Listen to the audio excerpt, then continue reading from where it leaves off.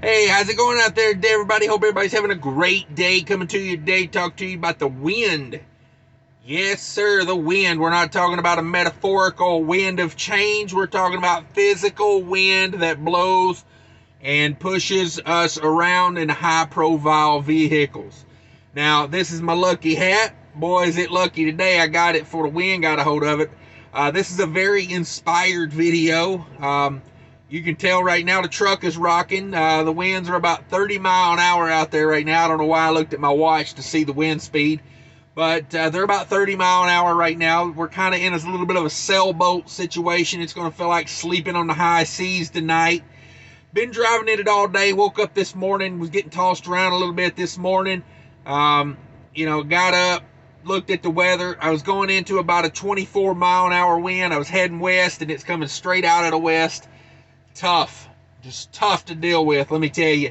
So I'm very inspired. My lucky hat almost got lost today.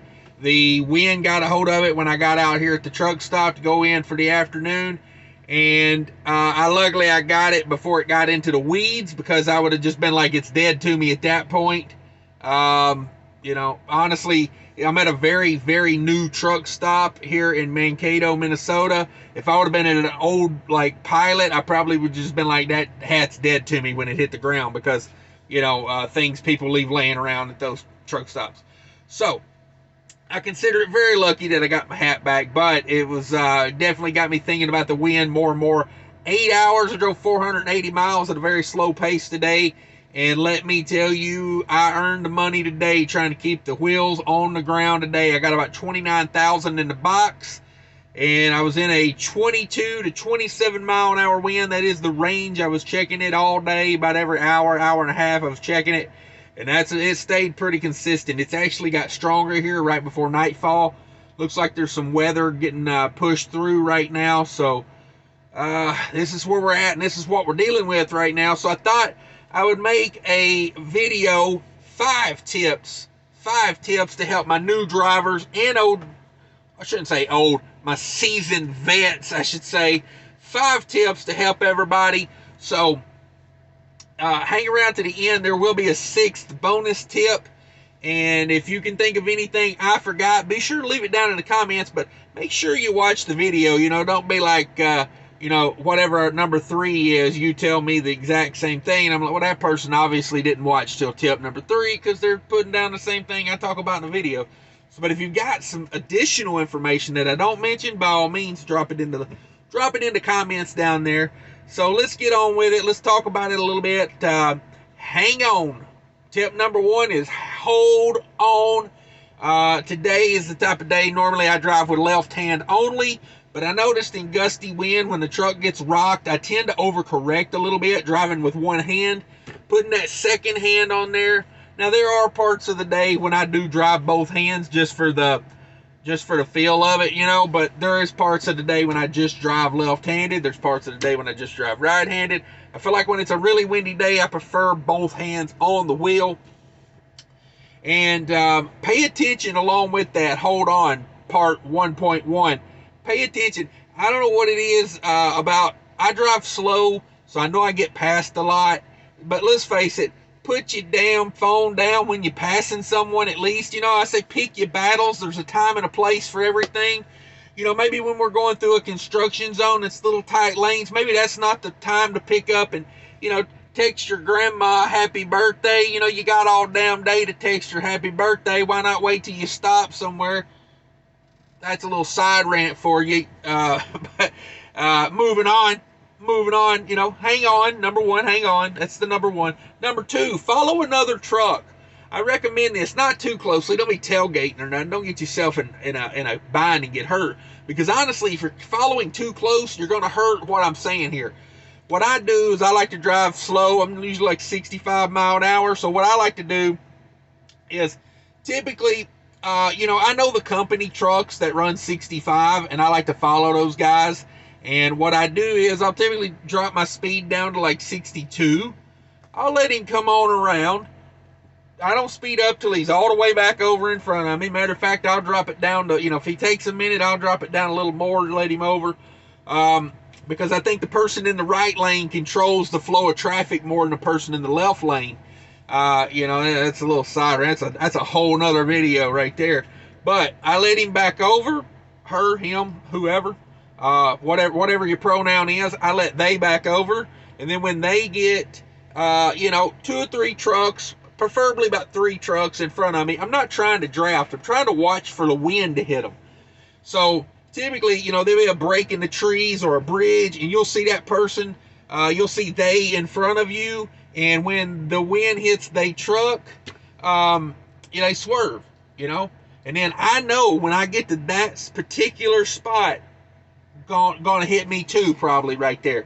So I'm kind of watching for their swerves, and I know I can prepare for it a little better. If they swerve really hard, say to the left, when I get to that point, I might start leaning into it to the right just a little bit, just to get ready for it, you know. That's what I mean by follow other trucks. Watch when they swerve. Watch what the wind's doing to the guy in front of you, or they, excuse me. That's tip number 2. Tip number 3, bridges. Watch out for them bridges. Whether you're on them or under them, be prepared for some wind. I came across, where was I at? I think that's like, is that Waterloo or somewhere in there where like you go by that big Quaker Oats? I was on 380 today. You know, you go by that like Quaker Oats facility, and you're on a bridge, but you're like in between big buildings. And man, the wind was brutal through there today. And so be careful when you're on bridges. You know, just acknowledge that when you're on a bridge, the wind is going, you know, over you and under you, and it's got nothing to buffer it. So just remember that, please. Keep in mind when you're under a bridge, when you're coming out the other side, you're going from being blocked to not being blocked. So keep that in mind. That also applies for when someone's passing you. When someone's passing you, remember, they could be blocking the wind. So when they get by you, then you get hit by the wind. It goes the other way. You see a lot of trailer whipping, you know, on days like today, especially you guys pulling doubles. Whew. I did some double work for UPS, and let me tell you, doubles in the wind is a whole nother game. They don't call them wiggle wagons for nothing. It can get brutal. Number 4 is always a good idea if you want to remain safe in trucking for the most part. Slow it down a little bit. Your overcorrections and your swerving and your wind hitting the top of the trailer and making you rock back and forth is going to be less dangerous if you're going a little slower. If you're going 80 miles an hour and the wind gust hits you and causes you to overcorrect a little bit, what's going to happen is at 80 mile an hour, that is amplified on the steer tires. So when you turn at 80 mile an hour, you're getting more roll on the sidewall. The sidewall is going to want to roll under more. And when you're going slower, it's not as big a deal. So number 4, slow it down a little bit. All right, number 5, know when to stop. Just know when to stop. That is probably one of the most important tips here. I have felt the pain of having to stop and shut a day down for the wind before. Matter of fact, I'll tell you a little story. When I first got this truck right now, my first load was to Montana, and I was cruising out across Montana, and I mean the wind was crazy. It was like March, and it was just bad wind. And I just got this truck, my very first load, and they put up the signs that said high profile vehicles, get off the road. We had like 75 mile an hour winds. And I was, you know, like, I hated to stop because first load on a new truck, and you're like, I can't wait to make some money. I just spent $40,000. You know, back then that was a lot. You know, that's back when, you know, freight was, I mean, I bought this thing right before, you know, the C word happened. So freight was already kind of meh. And then it was like, ugh, I hated to call in and say, hey, I can't deliver this load on Monday because, you know, I'm 900 miles away and I'm shut down because of the wind, and probably, you know, can't start till in the morning or whatever. So it was a rough call to make. Trust me, you know, I felt like I was just killing all the goodwill I had, you know what I mean? Like, but at the end of the day, you know, I just spent $40,000 on the truck, and I could not afford to ruin it. Especially, you know, I had a load and a trailer that wasn't mine, so just had to pull it over. Now, it was a bummer sitting there, don't get me wrong. Like, you know, I was so frustrated, but at the end of the day, you've got to learn to live and fight another day in business, you know. I tell you, when you get a business license, they ought to have a referee come out and grab you by the wrist and hold your arms up and say, keep your hands up and protect yourself at all times. You know what I mean? Like, that's my advice for new businesses. You know what I mean? Like, be prepared to fight. Keep your hands up and protect yourself at all times. And crashing a truck and rolling it over, you know, a week after you get it, it ain't a good sign. You know, the bank's probably not like looking to give you more money for another truck, honestly, because they're going to be like, you know, this guy couldn't even handle it for a week, you know. And I mean, I've paid off trucks in the past, you know. I mean, this is not my first truck I ever bought. I think it's 4 or 5 trucks at this point, but it don't look good when you roll one over a week after you get it. So, keep that in mind, you know. Just you got to get through the day. You got to make it onto the next one. That's the key to business, you know. I think too many people get caught up in the day-to-day. You know, I see that a lot because being up here in Minnesota and Wisconsin and Iowa and Montana and the Dakotas, you know, running that area in the winter, I see it way too often. You know, guys just won't shut it down, and it's like, I feel you. Every time I have to make that call and say, it ain't going to be there because there's ice on the road. It never gets easier. It never gets fun. But, you know, that's, you know, and a little bit on that real quick. I got another video I need to make here about, I wish the states would shut the roads down when it gets really, really bad out. You know, like, I know Pennsylvania does that a lot, and you know, they tell you, hey, there's a curfew or whatever.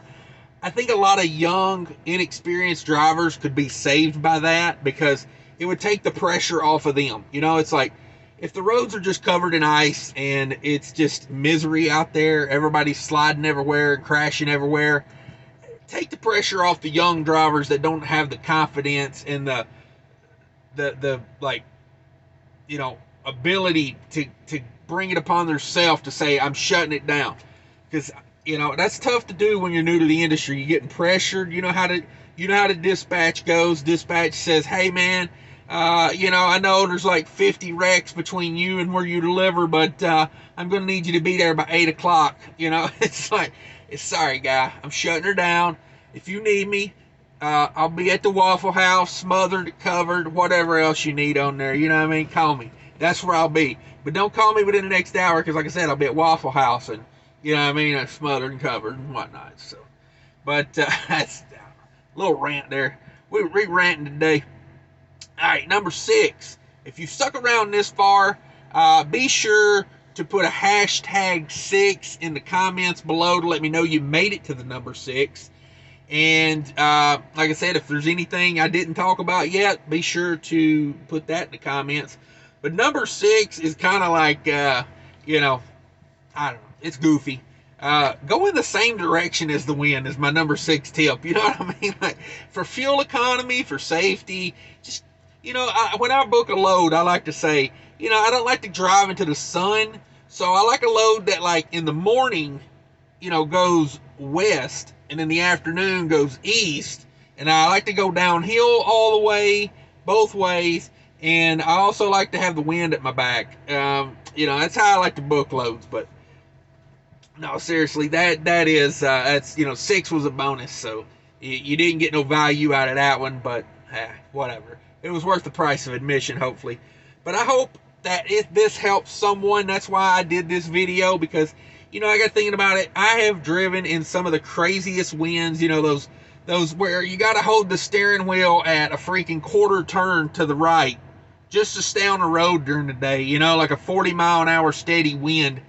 Some of those in Illinois gets me like that sometimes, going up 39. I go up 39 a lot, and there's nothing but cornfields for 1,000,000 miles each direction, and there's nothing to stop the wind up through there. And if you guys run that area a lot, you know what I'm talking about. You just drive all day with the wheel turned about half turn.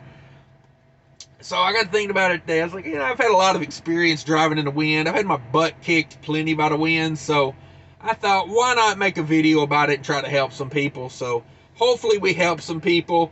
Like I said, hit that like button if you made it this far. Check out the description down below for all my merch and whatnots down there. Thanks everybody for watching. If you're not a subscriber, think about becoming a subscriber. And if you want to watch more cash, click on one of these other videos. Till later, take care of each other.